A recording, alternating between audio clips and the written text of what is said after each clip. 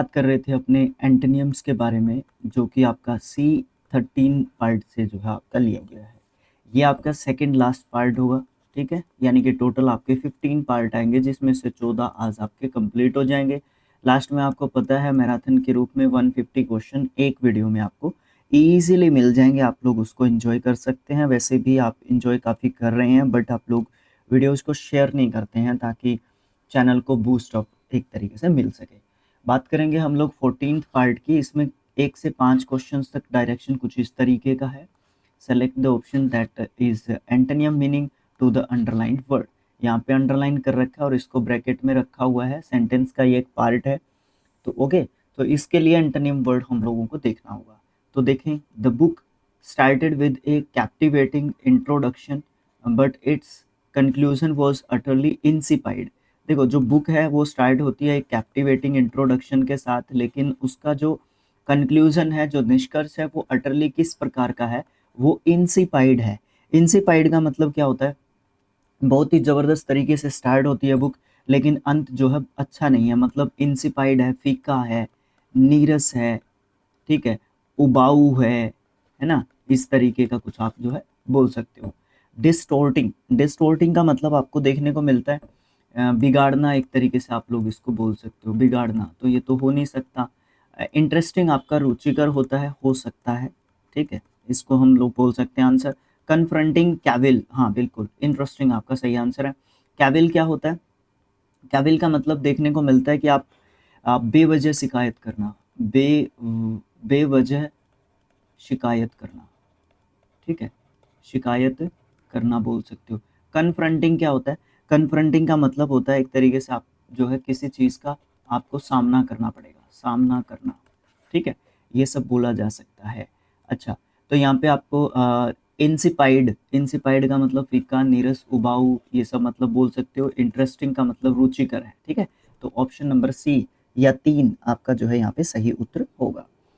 Next question आपको देखने को मिलता है, हिस्ट्री इज रीप्लेट या replete with deeds of cruel and capricious kings. Capricious, cruel का मतलब तो आप जानते ही हैं, कैप्रिशियस क्रूर हो गए, क्रूअल तो। कैप्रिशियस का मतलब क्या होता है? कैप्रिशियस का मतलब आपको देखने को मिलता है जो अपनी ही मस्ती में रहते थे, मनमौजी, मनमौजी बोल सकते हो कैप्रिशियस का मतलब। और सन की बोल सकते हो, एसेंट्रिक जो टाइप के पर्सन होते हैं, ठीक है, सन की बोल सकते हो उनको, जो क्या करते थे, सिर्फ अपनी ही मतलब चीज़ें अपने ही फ़ायदे एक तरीके से देखते थे और जो है चीज़ें कर लेते थे एक तरीके से, तो वो चीज़ें आपको यहाँ पे देखने को एक तरीके से मिलती थी। ओके, कैप्रिशियस वो किसी की क्वालिटी के बारे में बात कर रहा है, आपका एक एडजेक्टिव वर्ड ये आपको देखने को मिल रहा है। हम्बल, हम्बल देखो इसका उल्टा भी हो सकता है, बट एग्जैक्ट नहीं कह सकता मैं। विनम्र, विनम्र इसके साथ जा नहीं सकता क्योंकि क्रूअल वाला हिसाब होता, तो यहाँ पे हम लोग हम्बल भी इसका एंटोनिम ले सकते थे, लेकिन आगे देखते हैं। स्टडी, स्टडी मतलब एक जगह पे जो रुके रहते थे, है ना, एक जगह पे जो रुके रहते थे, एक जगह पे रुके रहते थे, अस्थिर जो चीजें होती थी, वो स्टडी जो है एक तरीके से नहीं थी। ओके, जो स्टडी, भाई कहाँ दिमाग गया हुआ है। स्टडी मतलब एक जगह पे जो रुके हुए थे, स्थिर थे, स्थिर थे, या नियमित, उनको एक तरीके से आप बोल सकते हो नियमित, जो अपना काम समय पे करता है। अब मनमौजी व्यक्ति अपना काम समय पे नहीं करता। इरेटिक और एक्विजेंस, ठीक है, ये स्टडी हमारा सही आंसर होगा। डिफाइन करेंगे कैसे? इरेटिक, इरेटिक वही होता है, सन की बोल सकते हो आप लोग इसको, ठीक है, इरेटिक को एक तरीके से सन की बोल सकते हो, अनियमित बोल सकते हो, इसका उल्टा, इसका उल्टा यानी कि कैप्रिसियस का सिनोनिम में गिन सकते हो आप लोग इसको, ठीक है। इसको आप स्थिर या फिर नियमित बोल रहे हो, इसको अनियमित या फिर अस्थिर आप जो है एक तरीके से बोल सकते हो, ठीक है। एक्विजेंस बड़ा अच्छा वर्ड है, स्पेलिंग टेस्ट के हिसाब से भी अच्छा वर्ड जो है, गिन सकते हो आप इसको, एक्विजेंस को, ठीक है। ओके, इसका मतलब क्या होता है? चुपचाप रहना, और वो जो चुप्पी होती है वो सहमति की होती है। मतलब कई बार क्या होता है, कई बार इंसान के साथ क्या होता है कि मान लो हम लोग कुछ डिस्कशन कर रहे हैं और मेरा पक्ष जो है कमज़ोर पड़ रहा है। इमेजिन करो मेरा पक्ष जो है कमज़ोर पड़ रहा है, आपका पक्ष जो है हैवी हो रहा है। तो मैं अगर चुप हूँ और मुझसे कुछ लोग पूछते भी हैं कि क्या आप अग्री करते हो इस चीज़ से, तो शायद मेरी जो चुप्पी होगी वो ये कहेगी कि हाँ ठीक है, कोई बात नहीं है, ठीक है। वो उनको भी पता होता है कि इसका एग्रीमेंट जो है इसके ऊपर है या नहीं है। ओके, ये वाली चीज़ देखने को मिलती है अक्सर। ओके, तो इस हिसाब से अम्बल आपका सही नहीं हो सकता, यहाँ पे आपका स्टडी सही होगा, क्योंकि कैप्रिसियस एक ऐसी क्वालिटी के बारे में बात करता है जो क्या होता है, मनमोजीपन को दिखाती है, कुछ भी कर दिया, कुछ भी नहीं कर दिया, कुछ रोकने टोकने वाला कुछ होता नहीं है। एक स्टेडी व्यक्ति है, स्थिर है, स्थिर है वो, मतलब वो सबकी सुनता है, उसके बाद कुछ डिसीजन जो है लेता है, डिसीजन मेकिंग जो है उसका उसका मंत्रिमंडल हो सकता है। मतलब अगर मैं सेंटेंस के हिसाब से जाऊँ तो उस हिसाब से आप लोग यहाँ पे हम्बल नहीं दोगे, एंटोनियम इसका स्टेडी दोगे। ठीक है, the CEO's decision to downsize the company was inevitable due to the current economic crisis। देखो यहाँ पे सेंटेंस में समझने की चीज़ है, क्या है, जब हमें सेंटेंस में पूछा जाता है ना, तो कंपैरेटिवली अगर एक वर्ड दे रखा है, आगे के 5 क्वेश्चंस जो है इस पोर्शन में आपको पार्ट नंबर 14 में इसी तरीके के देखने को मिलते हैं कि आपको क्या देखने को मिल रहा है कि वर्ड है, वर्ड से सीधा आपको एंटोनियम बताना है, तो मुश्किल होती है। लेकिन अगर सेंटेंस में दे रखा है ना, तो उससे थोड़ी सी आसानी होती है। बताऊं कैसे? देखो, बताऊं क्या, आपको भी पता है। सीईओ ने डिसीजन लिया डाउन वाइज करने का। देखो, पहले तो 2+ के वर्ब की फर्स्ट फॉर्म बन गया, इसका पार्ट ऑफ स्पीच वर्ब हो गया। एक तो ये समझ में आ गया कि कंपनी जो है ना वो इनएविटेबल हो रही है, अपरिहार्य हो रही है, due to the current economic crisis. Economic crisis के कारण जो आर्थिक संकट है ना, वो कंपनी पे मंडरा रहा है, और जो आर्थिक संकट है उसके चलते कंपनी को डाउन वाइज करना पड़ेगा। मतलब क्या करना पड़ेगा, कंपनी को कुछ लोगों को क्या करना पड़ेगा, हटाना पड़ेगा। ठीक है, अब जैसे अगर देखने के लिए जाओगे, एआई के कारण बहुत सारे लोगों की ज़रूरत शायद कुछ कंपनीज में नहीं है ना, इस तरीके की चीज़ें। एआई 1 मिनट में, चुटकियों में काम करके दे देता है, जिसको 50-50 लोग काम करते थे, एआई मिनट में करके दे देता है। तो उस तरीके की चीज़ें हैं, तो फिर स्टाफ को कोई क्यों रखेगा? ठीक है ना, ये चीज़ देखने को मिल रही है ना। ओके, तो वही चीज़ आपको देखने को मिलती है। डाउन वाइज का मतलब आपको क्या देखने को मिलता है, स्टाफ को कम करना, स्टाफ कम करना। ठीक है, स्टाफ कम करना आप बोल सकते हो इसका। रिड्यूस कम करना हो जाएगा वर्ब के रूप में ही। ग्रो मतलब बढ़ाना हो जाएगा वर्ब के रूप में ही, ग्रू, ग्रोन। स्टन, स्टन का मतलब आपको क्या देखने को मिलता है, स्टन का मतलब आपको देखने को मिलता है चौकन्ना, चौकन्ना, सतर्क, सतर्क। ठीक है, सतर्क, अलर्टेड। एक्सपेंड मतलब फैलाना, एक्सपेंड मतलब फैलाना। अब देखो यहाँ पे डाउन वाइज कर रहे हैं, घटा रहे हैं, और एक्सपेंड करेंगे तो हम फैला देंगे। तो एंटोनियम आप एक्सपेंड रख सकते हो। सिनोनिम के रूप में आप जो है रिड्यूस एक तरीके से रख सकते हो। बाकी 2 वर्ड्स का यहाँ पे कोई लेना देना नहीं होगा। हिज एक्स्ट्रावेगेंट, ये तो भाई स्पेलिंग टेस्ट के लिए भी इंपॉर्टेंट है, बहुत बार इसका डिस्कशन हो चुका है, पूरी प्लेलिस्ट में आपका डिस्कशन इसका देखने को मिलता है, not only this section only. Spending habits often lead to financial difficulties. Thrifty, thrifty का मतलब आपको देखने को मिलता है मितव्ययी। जो देखो, मितव्ययी को आप जो है लालची मत कहें, ये पहले भी डिस्कशन हो चुका है। ये जो है सोच समझ के खर्च करता है। ब्रीफ मतलब संक्षिप्त बोल सकते हो। ठीक है, संक्षिप्त। वर्बस, वर्बस जो है वर्ड से रिलेटेड रहता है, जिसमें क्या होता है, जिसकी वर्ड वोकैब जिसकी अच्छी है। ठीक है, मतलब शब्दों की अधिकता, शब्दों की अधिकता वर्बस होता है, अधिकता पूरा आएगा क्या। टर्स, टर्स आपका क्या होता है, टर्स का मतलब आपको देखने को मिलता है संक्षिप्त बोल सकते हो, या फिर कठोर भी इसको बोल सकते हो, रिजिड। ठीक है, डी, रिजिड। ठीक है, तो यहाँ पे आप क्या कहोगे, थ्रिफ्टी आप कहोगे। एक्स्ट्रावेगेंट जो बहुत ज़्यादा खर्च करता है, खर्चीला, खर्चीला। और आपका जो थ्रिफ्टी है वो जो है थोड़ा सा मितव्ययी होता है और सोच समझ के खर्चा करने वाला व्यक्ति होता है। The esoteric concept was challenging the most students to comprehend, sorry। तो एजोटर्क का मतलब आपको क्या देखने को मिलता है, एजोटर्क का मतलब आपको देखने को मिलता है, सबसे पहली बात तो ये एक एडजेक्टिव है, क्योंकि ये कॉन्सेप्ट की क्वालिटी के बारे में बात करेगा, कॉन्सेप्ट को और ज़्यादा डिफाइन करेगा, तो आपका विशेषण है ये। ठीक है, अब एजोटर्क का मतलब क्या होता है, गूढ़ बोल सकते हैं। गूढ़ मतलब क्या होता है, जो गहरा मतलब होता है, गहरा अर्थ, यानी कि ऐसी बात जिसको कुछ गिने चुने लोग ही समझ पाते हैं। ऐसे व्यक्ति जिनकी समझने की जो पावर है वो बहुत अच्छी है, वही लोग उस बात को समझ पाते हैं, उसको कहते हैं एज़ोटर्क। एब्स्ट्रूज बड़ा अच्छा वर्ड आपको देखने को मिलता है, एडजेक्टिव वर्ड। इसका मतलब कठिन बोल सकते हो या जटिल बोल सकते हो या मुश्किल बोल सकते हो, ठीक है। ऑब्स्ट्रूज, ऑब्स्ट्रूज भी आपका अच्छा वर्ड आपको देखने को मिलता है, अनक्लियर या फिर अस्पष्ट, इसको हिंदी में अस्पष्ट, अस्पष्ट इसको बोल सकते हो। एनिज्मेटिक, ये भी आपका एक एडजेक्टिव वर्ड है, थोड़ा सा नया नया सा वर्ड कह सकता हूँ मैं इसको, इसको बोल सकता हूँ मैं गुप्त या फिर रहस्यमय, रहस्यमय, ठीक है। स्ट्रेट फॉरवर्ड, स्ट्रेट फॉरवर्ड का मतलब क्या हुआ, सीधा साधा, सीधा साधा, ओके। तो यही आंसर दे देंगे हम लोग, ठीक है। एक तो कोई चीज़ गूढ़ है जिसको आसानी से समझा नहीं जा, हाँ ये भी कह सकते हो, आसानी से न समझ, आसानी से न समझ में आए, समझ में आए, वो चीज़ क्या होती है, एजोटेरिक होती है, एजोटेरिक, ठीक है, ओके। तो स्ट्रेट फॉरवर्ड जो चीज़ बिल्कुल सरल है, स्पष्ट है, क्लियर है, उस चीज़ को आप जो है स्ट्रेट फॉरवर्ड बोल सकते हो। 1 से 5 तक अपना सेगमेंट खत्म। उसके बाद ये बात कर रहा था मैं यहाँ पे एक वर्ड और फिर 4 आपके ऑप्शंस, इसको डिफाइन करना था। तो यहाँ पे हमने फिर ऐड कर लेते हैं हम, आपको पता है 6 से 10 तक डायरेक्शन आपका एक वर्ड दे रखा है, उसका एंटोनियम आप लोगों ने बताना है, बट उसका हमने थोड़ा सा उसको अपनी तरफ से ऐड कर ली, उसमें चीज़ें ऐड करके फिर आप लोगों के सामने प्रेजेंट करने की कोशिश की जा रही है। अच्छा, कंजीनियल एडजेक्टिव वर्ड है, अनुकूल, मिलनसार, अनुकूल स्वभाव वाला बोल सकते हो, प्लेजेंट, फ्रेंडली या फिर कॉम्पिटेबल, ओके।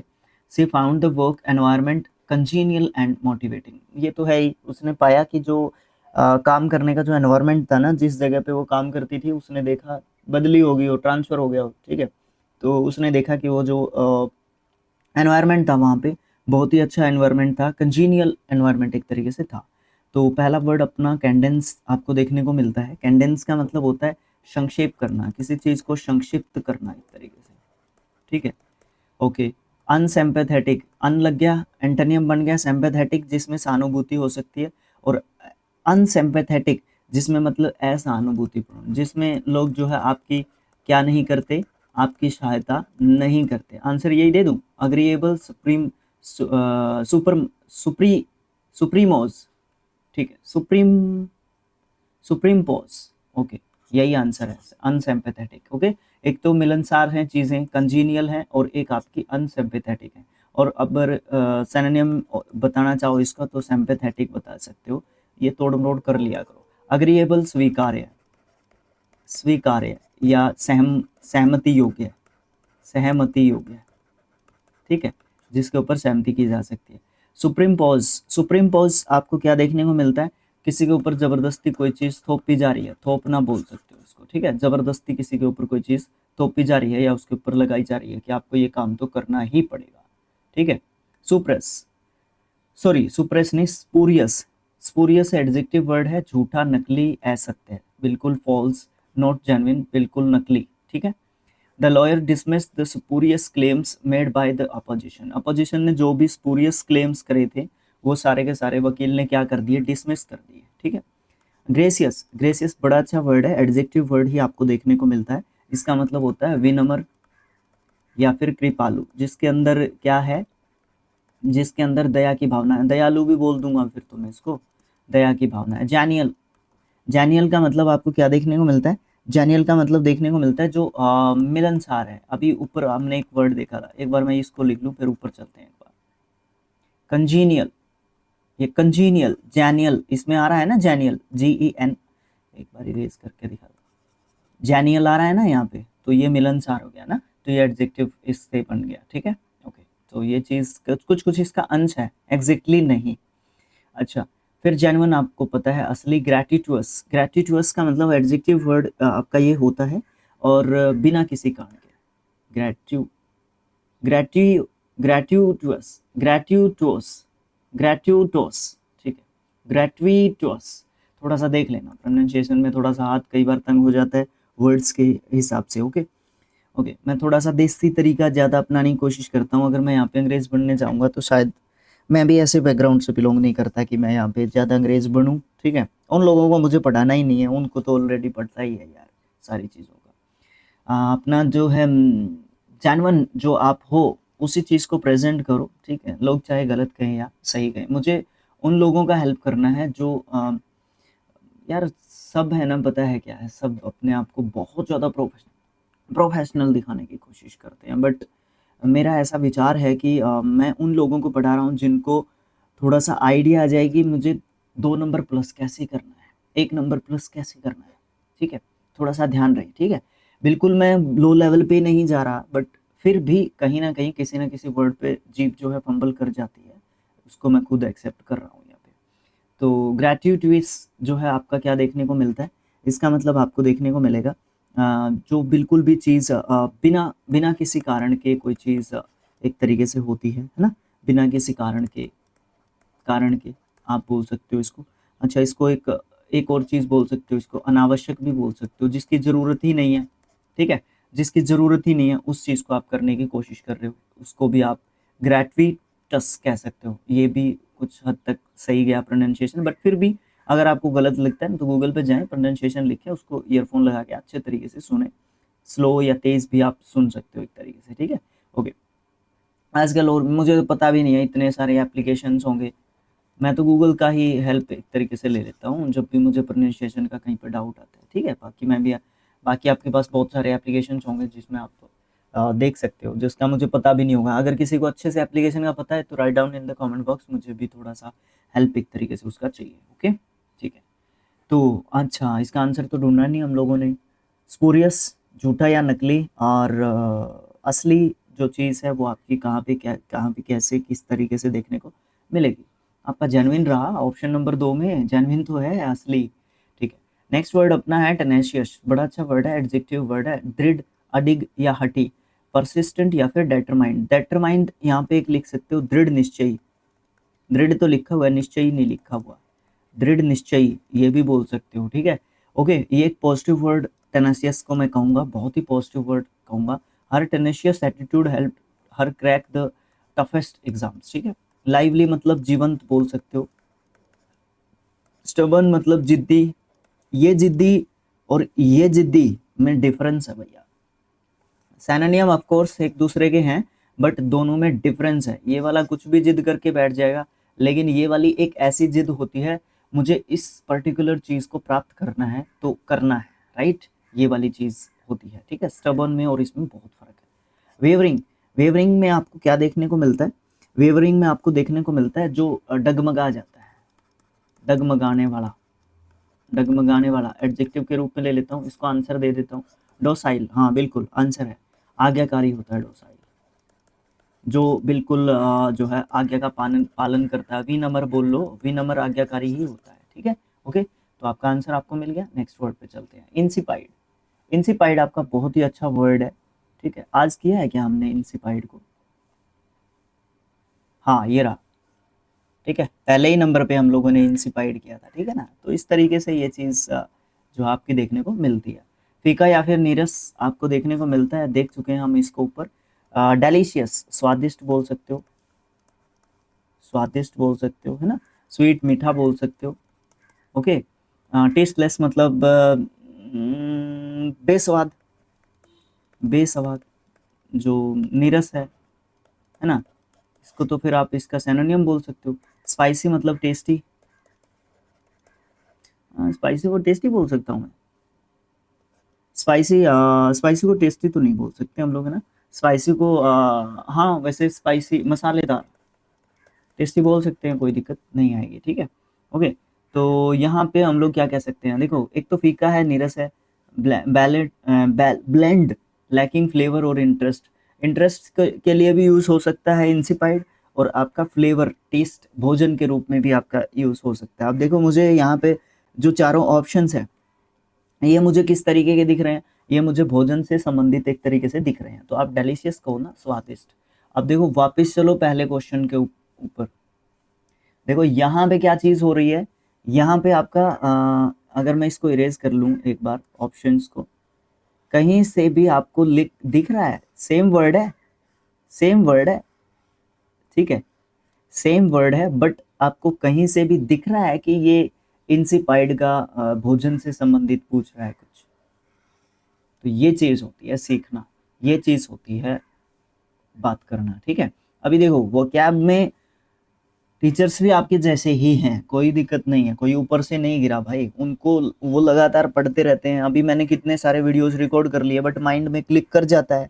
अभी हम लोगों ने देखा कि इंसिपाइड तो हम इसी पार्ट में कर चुके हैं ना, वो चीज़ होती है आपके दिमाग में भी ऐसे ही स्ट्राइक होगा।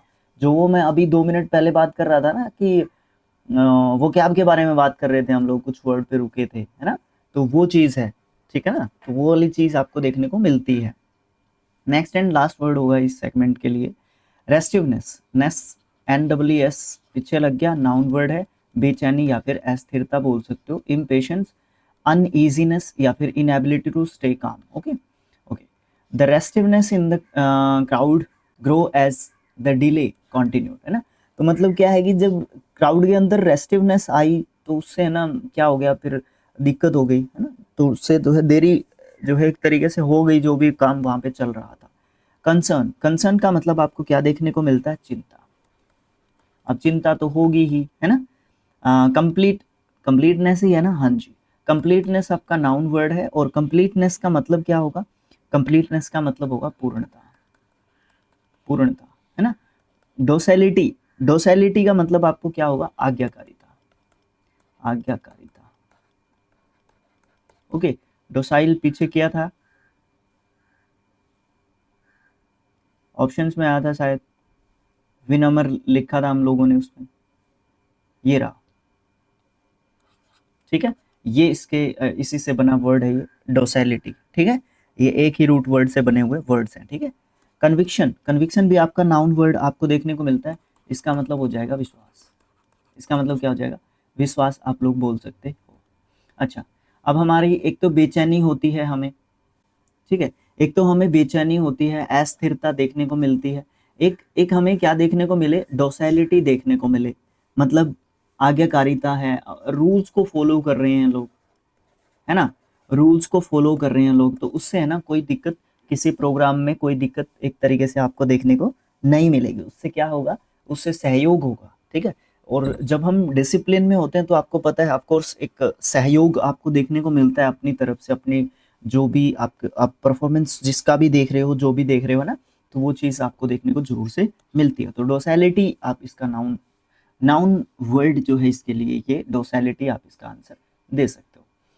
उसके बाद अपना पार्ट नंबर 14 कंप्लीट हो जाता है। नेक्स्ट पार्ट रहेगा आपका 15, और इस पार्ट में हम लोग डिस्कस करेंगे अपने लास्ट 10 क्वेश्चंस। उसके बाद आपको एक मैराथन के रूप में हम लोग इन सभी 150 क्वेश्चंस को, एमसीक्यूज को कंप्लीट कर देंगे एक वीडियो के अंदर, ठीक है। तो ये चीज़ आपको देखने के लिए आपको रेडी रहना पड़ेगा। इसके लिए आपको सहयोग भी जरूरी रहेगा, क्योंकि आप लोग वीडियो को शेयर जरूर से करेंगे, तो उससे हम लोगों को बहुत ज़्यादा फ़ायदा, बहुत ज़्यादा, मैं ये कहता हूँ कि बहुत ज़्यादा फ़ायदा एक तरीके से देखने को मिलता है। आप लोग शिक्षा और अध्ययन और स्किल की एजुकेशन दोनों को फॉलो करें, ठीक है, क्योंकि एक पे हम लोग बुक्स को रखते हैं, दूसरे पे हम लोग अपने जो है PYQs को एक तरीके से रखते हैं, जिससे हमें बहुत ज़्यादा फ़ायदा आपको देखने को मिल जाए, ठीक है। मिलेंगे लास्ट एंड नेक्स्ट जो आपका पार्ट होगा, उधर से फिर हम लोगों ने स्पेलिंग टेस्ट को शुरू कर दिया है। उसके साथ साथ जो है हम एक और प्लेलिस्ट को शुरू कर लेंगे उसके साथ साथ, ठीक है। ब्लैक बुक को जल्द से जल्द कवर करने की कोशिश एक तरीके से रहेगी। Okay, thank you so much.